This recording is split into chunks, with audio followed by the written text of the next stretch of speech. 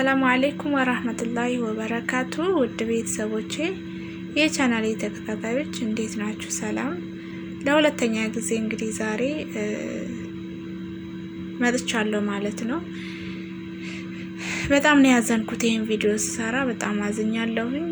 ሙስጠፋ ቲዩብ ሙስጠፋን የማታውቁት ትኖራላችሁ ብዬ አላቅም።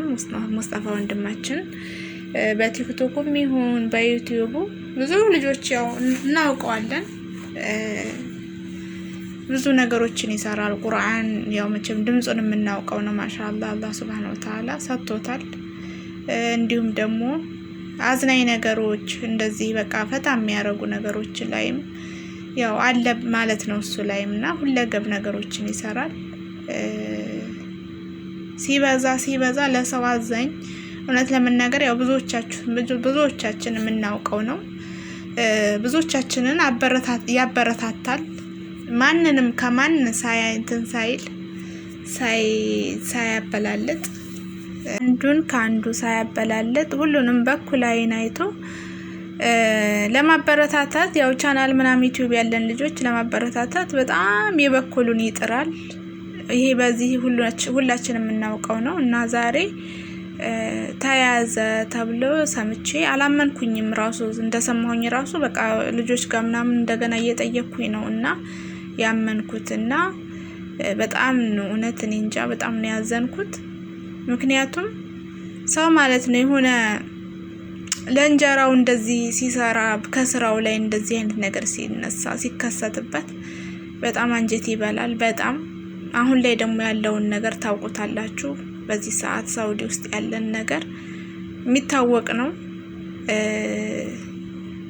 ከስንት አመት በላይ ቢያንስ 2 አመት 6 ወር ምናምን ይቆያሉ እስር ቤት ውስጥ።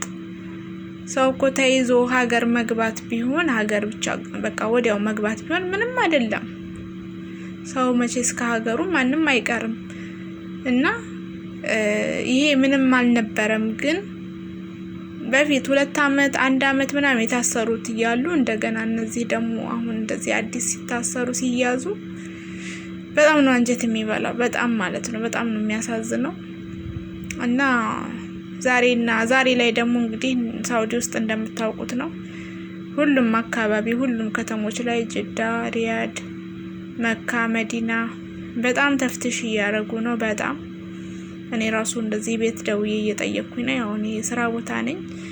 ቤት ልጆች ስላሉ እና ሲነግሩኝ በጣም ነው አሉ በቃ ኪሎ 80ማ እንዳለን የወሰዷቸው ብለዋል። እንደዚህ በር ምናምን በቃ ውጭ ላይ ያገኟቸውን ምንም አንተ ይቃማለህ አንተ የለህም ማለት የለም። ዝም ብለው ብቻ ብድግ አድርገው ነው የሚወስዱት።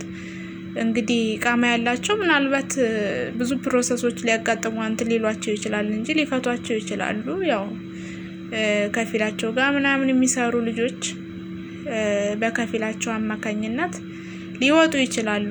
ያም የሆነውም ያው ብዙ ውጣ ውረድ ያስፈልገዋል። ዝም ብለው አይደለም። ከመጀመሪያ ሲይዟቸውም ወረቀት እንዳላቸው እንደሌላቸው አይጠይቁም። ዝም ብለው ነው የሚይዙት። እንግዲህ ምን አይነት ቀራር እንደሆነ ያሁኑ ገና የታወቀው ነገር የለም። ዝም ብለው ብቻ እያነሱ ነው የሚይዟቸው እና በጣም ችግር ነው በጣም። ስለዚህ ባካችሁን ራሳችሁን ጠብቁ። ሳውዲ ውስጥ ያላችሁ እህት ወንድሞቼ ባካችሁን ራሳችሁን ጠብቁ። ጊዜው በጣም ማለት ሀገር ላይ እኮ ሀገር እንደዚሁ ቶሎ መግባት ቢሆን ይዘው ማስገባት እንደ በፊቱ ቢሆን ምንም አልነበረም። ግን እስር ቤት አሁን ያለውን ሁኔታ የምታውቁት ነው። እየሞቱ ነው ራሱ ወላሂ። አሁን ከትናንትና ነው ምንድነው የሰማሁት? ሰምታችኋል ብዬ ተስፋ አረጋለሁ። የሞተ ልጅ አለ እዛው ውስጥ ማለት ነው እስር ቤት ሺሜሲና ይሄን ያህል ተደርሷል። እና አሁን ደግሞ እንደዚህ በላያቸው ላይ ሲጨምሩባቸው ያሉት ሳይሰፈሩ እንደገና ሌላ እንደዚህ በጣም እውነት ይሄ እንደዚህ በፊት አሁን የሆነ በቃ እንደዚህ አልነበረም። የዛሬው አሁን መፋጃ ነው። እንደዚህ በየከተማው ተነስቶ መያዝ ወረቀት አለ የለህም የሚባለው ጥያቄ ሳይጠይቁ ዝም ብሎ የመያዝ ይሄ ተደርጎ እንደዚህ ተብሎ አይታወቅም ሰራህ ማለት ነው። እና ምን አይነት ደግሞ ቀራል ሊያወጡ እንደሆነ የምናውቀው ነገር የለም። እና ባካችሁን ራሳችሁን ጠብቁ።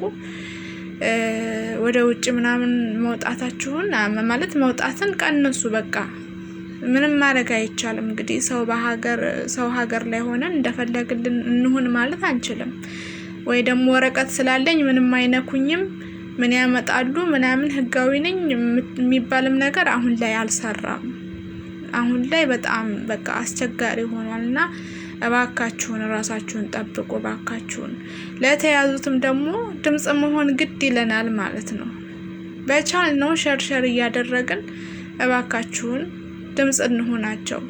በፊት አሁን ሙስጠፋ ለማያ ድምጽ ሲሆናት ነበር ሰራሃ ማለት ነው። ለማያ እንትን እያለላት ነበረ ድምጽ ሆኗታልና ያው እሷም እስር ቤት ትመስለኛለች። ብትወጣ ኖሮ ያው ትናገራለች። ቻናል አላት የራሷ ወጣ የምትለው ነገር ይኖር ነበርና ምናውቀው ነገር የለም። እና ባካችሁን እኛ እዚህ ለታሰሩት እነሱ ድምጽ ሲሆኑ ኖረው ለነሱ ደግሞ ድምጽ መሆን ግድ ይለናልና ባካችሁን በቻልነው ለትላልቅ እንትኖች ሚዲያዎች እየተናገርን ለነሱ ድምጽ እንዲሆኑ ተሰሚ የሆኑ ቻናሎች ወይ ሰዎች ድምጽ እንዲሆኗቸው ባካችሁን የየበኩላችንን አስተዋጽኦ ማድረግ አለብን። ነገ ላይ እኛ ላይ ምን እንደሚከሰት አናቅምና በቻልነው እናስታውሳቸው። በዱዓም ደግሞ ከጎናቸው እነሱን ማሰብ አለብን። እና ባካችሁን ራሳችሁን ጠብቁ ነው የምለው። ወሰላሙ አለይኩም።